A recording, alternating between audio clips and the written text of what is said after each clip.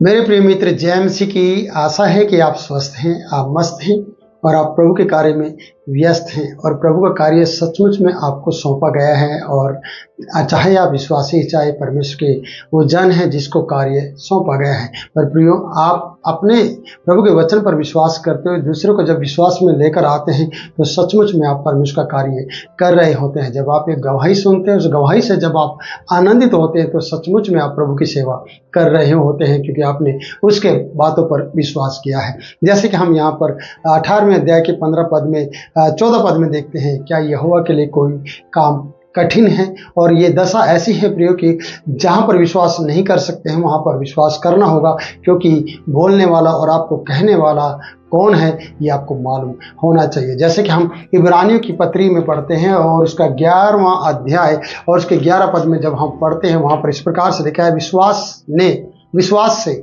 सारा ने आप बूढ़ी होने पर भी गर्भ धारण करने की सामर्थ पाई, क्योंकि उसने प्रतिज्ञा करने वाले को सच्चा जाना था। आपके साथ जिसने प्रतिज्ञा की है वो उस पर उसको आपका विश्वास होना चाहिए कि आप सच्चे जीवित परमेश्वर को मान रहे हैं। अगर आप उस पर विश्वास कर रहे हैं, जैसे कि सारा के बारे में बताया गया कि वो बुढ़ी थी, उसे बुढ़ी होने पर भी गर्भ धारण करने की सामर्थ पाई, इस कारण से क्योंकि जो उससे कह रहा था वो परमेश्वर था। और आगे लिखा है, क्योंकि उसने प्रतिज्ञा करने वाले को सच्चा जाना था। आपसे जिसने प्रतिज्ञा की है, क्योंकि विश्वासी जन विश्वास के द्वारा जीवित रहेगा। हम इब्रानियों की पत्री और उसका 10 अध्याय उसका 38 पद पर पढ़ते हैं, पर मेरा धर्मी जन विश्वास से जीवित रहेगा।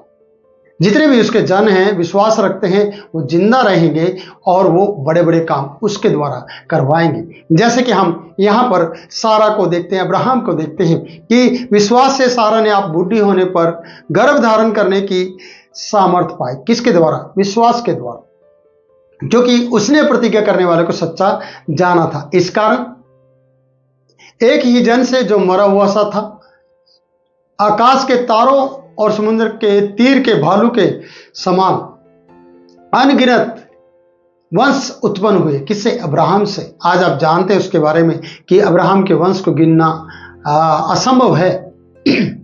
उसको गिन नहीं सकेगा कोई, क्योंकि परमेश्वर ने जो कहा था वो उसने पूरा किया है। ये सब विश्वास की दशा में हुआ है, ये सब विश्वास से चले गए हैं, ये सब विश्वास से जिंदा रहे, ये सब विश्वास की दशा में कर पाए हैं। इसलिए प्रियो, जब सारा ने विश्वास किया, जब परिस्थितियां उसके विपरीत थी, जब उसे लग रहा था कि मैं बुढ़ी हूं, वो हंसी भी, लेकिन उसने परमेश्वर को सच्चा जाना। पौलुस यहाँ पर ये बता रहा है कि विश्वास से सारा ने आप बुढ़ी होने पर गर्भ धारण करने की सामर्थ को पाया। प्रियो, आप भी वो गर्भ धारण कर सकते हैं, आशीषों का गर्भ धारण कर सकते हैं, पॉजिटिव बातों का गर्भ धारण कर सकते हैं। आप अपने जीवन में उन पॉजिटिव बातों को धारण कर सकते हैं प्रियो। आप उन बड़ी बड़ी आशीषों को धारण कर सकते हैं, अपने जीवन में ले सकते हैं। किसके द्वारा? विश्वास के द्वारा। अगर आपका विश्वास सही है तो आप इन सब चीजों को अपनी जिंदगी में ले पाओगे। अगर आपका विश्वास सही नहीं है तो आप उन चीजों से दूर रह जाओगे, या ये चीजें आपसे दूर चली जाएंगी। अब्राहम के साथ, क्योंकि परमेश्वर ने कसदियों के ऊर नगर से अब्राहम को बुलाया और अब्राहम का नाम चेंज किया, अब्राहम से अब्राहम किया, सारे से सारा किया उसकी पत्नी का नाम, और इस्माइल उसने सामने रखा, एलियाजर को उसने सामने रखा कि यही मेरे घर के वारिस होंगे। लेकिन परमेश्वर ने कहा नहीं। परमेश्वर उन सब बातों में इनकार करता चला गया जो अब्राहम और सारा कह रही थी, लेकिन परमेश्वर जो कह रहा था उस पर विश्वास करना था, और इन्होंने विश्वास भी किया। मरी हुई दशा में जीवन उत्पन्न करना ये परमेश्वर का काम है। आपकी परिस्थिति, आपकी दशा, आपकी हालात चाहे कैसे भी क्यों ना हो, आप चाहे कितने भी कर्जे में और परेशान चल रहे हो, पर सच्चे जीवित परमेश्वर पर भरोसा कीजिए, वो आपको उन परिस्थितियों से बाहर निकाल देगा, हालातों को बदल देगा। वो आपकी जिंदगी में चिन्ह और चमत्कार ले आएगा जब आप उस पर भरोसा और विश्वास करते हैं। प्रियो, विश्वास करना बहुत जरूरी है, क्योंकि अब्राहम ने विश्वास किया, इसलिए वो आशीषों का मूल हो गया। अब्राहम का वो मित्र बन गया। कौन? परमेश्वर, क्योंकि उसने उसके बातों पर विश्वास किया था। प्रियो, आगे हम जब पढ़ते हैं कि फिर वो पुरुष जो यात्री थे, जो परमेश्वर था, जो वो 3 जन उसको दिखाई दे रहे थे, जब जिनकी उसने सेवा की थी, वो आगे बढ़ रहे हैं। आशीर्वाद देकर। वो सदोम अमोरा आदि नगरों की तरफ जाना चाह रहे हैं और वो चल रहे हैं प्रियो, और अब्राहम उनके साथ साथ चल रहा है। जब हम पद 16 पढ़ते हैं, 18 उत्पत्ति 18 उसका 16 पद वहां लिखा, फिर वे पुरुष वहां से चल दिए और सदोम की ओर दृष्टि कर उन्होंने की है। सदोम अमोरा की तरफ उन्होंने दृष्टि की और अब्राहम उन्हें विदा करने के लिए उनके संग संग चला। याकूब का परमेश्वर आपके संग संग है। अब्राहम परमेश्वर के संग संग चला जब वो लोग जा रहे थे, जब वो सदोम अमोरा की तरफ दृष्टि कर रहे थे और आदि नगरों के को वो देख रहे थे, तब परमेश्वर के संग अब्राहम चला। और लिखा है, तब यहोवा ने कहा, जो मैं करता हूं उसे क्या मैं अब्राहम से छिपाए रखूं। प्रियो, परमेश्वर के साथ जो अच्छा वार्तालाप अब्राहम ने किया, परमेश्वर की जो उसने सेवा की, परमेश्वर के दूतों की उसने सेवा की, यात्रीगण की उसने अतिथि सत्कार किया, और परमेश्वर खुद यहां पर ये कह रहे हैं, जब वो एक बड़ा काम करने जा रहा है, जो मैं करने जा रहा हूं क्या मैं उसे अब्राहम से छुपाऊं। परमेश्वर कभी भी आपसे उन बातों को नहीं छुपाएगा जिनको परमेश्वर करने जा रहा हो, चाहे वो भली हो, चाहे वो अच्छी हो, चाहे वो किसी को सही राह पर लाने की हो, चाहे वो फिर किसी को नष्ट करने की हो। वो गहरे भेद आपके जीवन में खोल देगा। वो क्यों? क्योंकि आप उसके मित्र हो। और यहां पर लिखा है प्रियो कि जो मैं करना चाहता हूं, जो मैं करने जा रहा हूं, क्या मैं उसे अब्राहम से छिपाऊं। अब्राहम से क्यों नहीं परमेश्वर छुपाना चाहता? क्योंकि अब्राहम ने उससे दिल से सेवा की है। अब्राहम ने उसके नाम पर विश्वास किया है, उसकी वाचा पर विश्वास किया है। उसने खतना करने के लिए कहा, उसने खतना करवाया है। उसी दिन उनकी खलड़ी का खतना हुआ है। जब हम उसको देखते हैं, इस्माइल 13 वर्ष का था और अब्राहम 86 वर्ष का था, 99 वर्ष का था कि जब उनका खतना हुआ है। प्रियो, मैं ये कहना चाहता हूं कि परमेश्वर तो वायदे पे वायदे करता है। उसकी वाचा को हमें देखना है कि उसने आपके साथ बांधी है, और उस वाचा को पूरा वो करेगा जो आपके साथ बांधी गई है।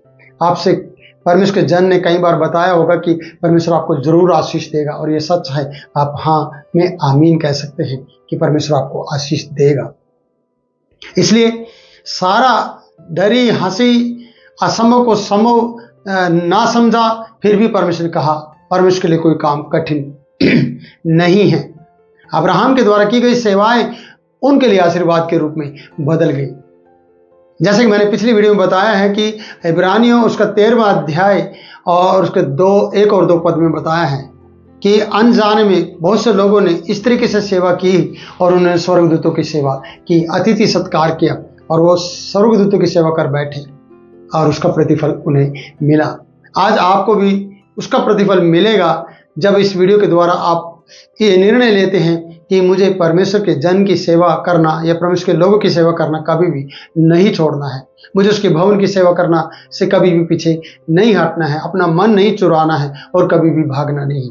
अगर अब्राहम दौड़कर परमेश्वर के उन दूतों को, उन यात्रियों को रोक सकता है, कड़ी धूप में ममरे के पेड़ के नीचे, बांज वृक्षों के नीचे बैठा हुआ किसी का इंतजार कर सकता है और दौड़ दौड़ कर आंख उठाकर दृष्टि करके उन्हें निमंत्रण दे सकता है, अगर बुलाकर उन्हें कह सकता है और दौड़कर अपनी पत्नी को कह सकता है और गाय बैल के झुंड में दौड़कर वहां से एक मेमना या एक बछड़ा ला सकता है और उसे अपने दास को दे सकता है बनाने के लिए, और फुलके बनाने के लिए अपनी पत्नी को हुक्म कर सकता है, तो आज आप पीछे क्यों हैं?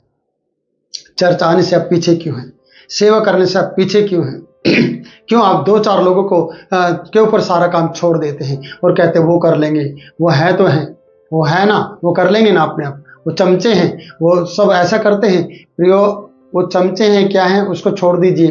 पर आप क्यों नहीं परमेश्वर के साथ अपना मेल मिलाप करते? आप क्यों नहीं वार्तालाप करते कि परमेश्वर आपसे बात करे और आपकी सेवा के कारण आपके बच्चे आशीषित हों, आपकी सेवा के कारण आपकी पत्नी आशीषित हो, आने वाली पीढ़ियां आशीषित हों आपके कारण, आपकी सेवा के कारण।